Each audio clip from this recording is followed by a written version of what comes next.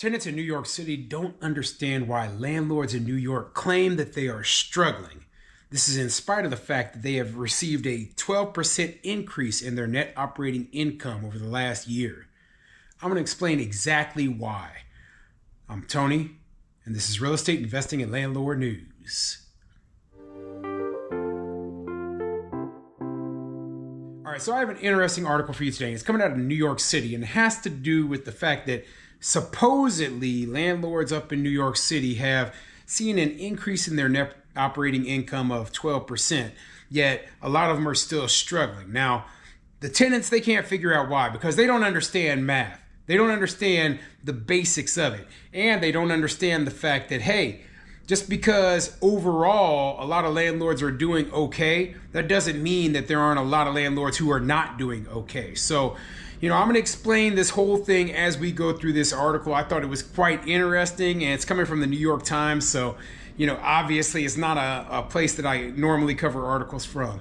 So before I get into the article, go ahead, hit the like, subscribe button, maybe leave a comment down below and let me know what you think. So first of all, do you believe that landlords up in New York City are actually seeing an increase in their net operating income?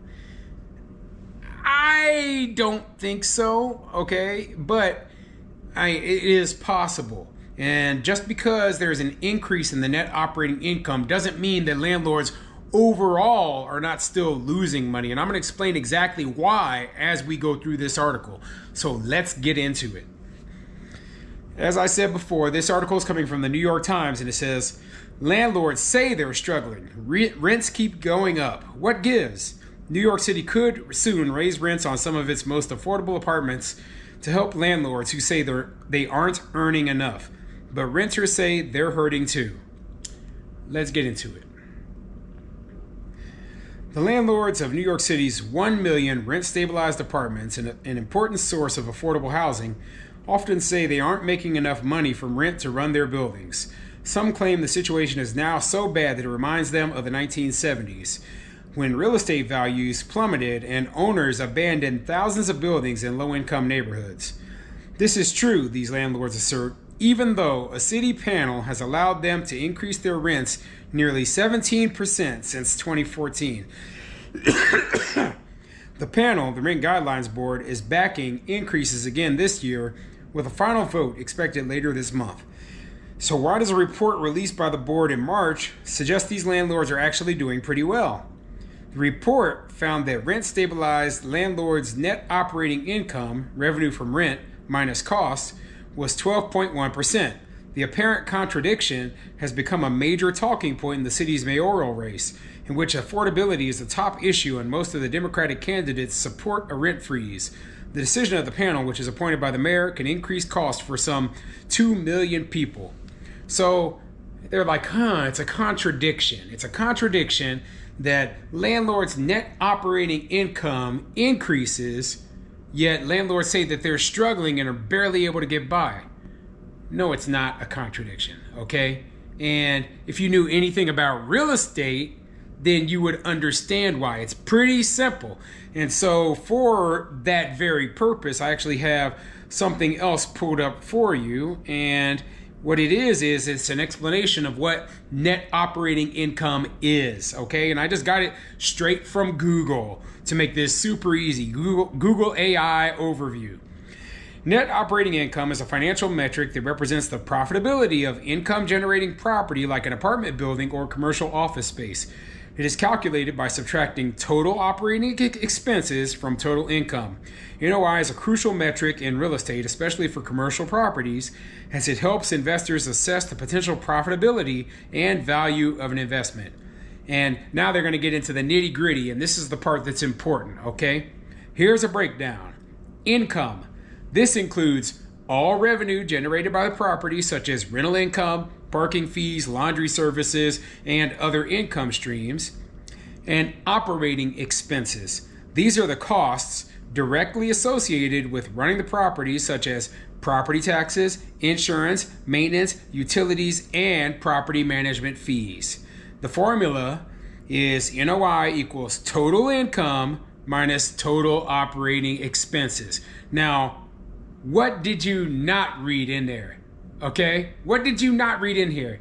Okay? Think about that for 1 second. A very, very major thing that was not included in NOI. And they actually go into that on the very next line. It says what it excludes. NOI does not include non-operating expenses like debt service payments, capital expenditures, depreciation, or income taxes. Uh-oh. So, why would a landlord who has an increase in NOI still be struggling? Debt service payments aren't included in NOI. Okay, more than half, 60% of all properties have a mortgage on them. Okay, when we're talking about commercial properties, it's almost 100%. So, you know, for these morons, okay, and I have to say it like this because they're too dumb to be able to figure this out on their own, okay? Basically, hey, yes, our net operating income increased, but guess what? Mortgage rates are up. I had to refinance my property, and guess what? Now the loan is costing me more every single month. Not only that, but capital expenditures. Hey, you know that new $100,000 boiler I had to put into the building? Not covered in NOI. Income taxes, yeah, we have to pay income taxes on our rental income. Gee, you know what? Our expenses, they are a lot higher than what NOI makes it seem like, okay? So, yes, within the last few years, landlords, they could have had an increase in their official on paper NOI, but a huge, huge decrease in actual profit, cash flow that is going into their pockets. They could have zero cash flow. You could have, hey, we have an increase in NOI every year, yet we lose money every single year. That's how this works. Okay, and these people, they're too dumb to know this because they don't know real estate. They don't actually talk to the landlords. Okay, this is why landlords need that rent increase, to be able to cover the fact that, hey, our mortgage service, our taxes that we're paying, our capital expenditures, the cost of materials, labor, etc., that is not included in the NOI equation, they've all gone up. Okay?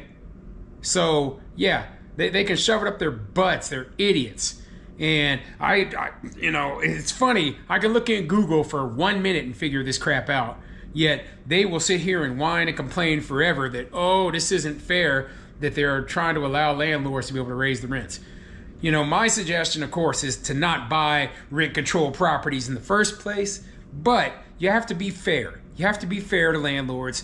Let them raise the rents. Excuse me, still got a little bit of a cold.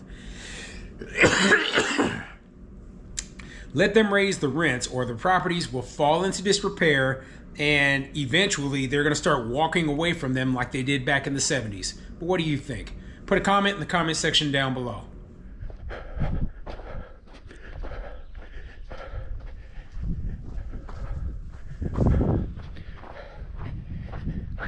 Just under 100 miles to go.